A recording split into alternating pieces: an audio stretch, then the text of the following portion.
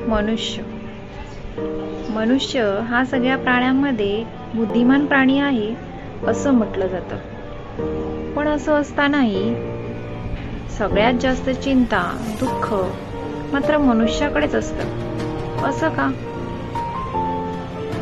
ते तुम्ही ऐकलंय की मांजरीला किंवा कुत्र्याला 10 पिल्लं झाली म्हणून त्याला टेन्शन आलं की आता माझं कसं होणार, माझ्या पिल्लांचं कसं होणार, म्हणून त्यांनी आत्महत्या केली? नाही ना. माणूस मात्र मुलगा झाला नाही तरच त्याला कुठल्या शाळेत टाकायचं, ते त्याला काय बनवायचं इथपर्यंत चिंता करू लागतो. लोकांकडे तर इतका पैसा असतो की त्यांची अख्खी पिढी बसून खाईल तरीही त्यांना पुढच्या पिढीची चिंता असते.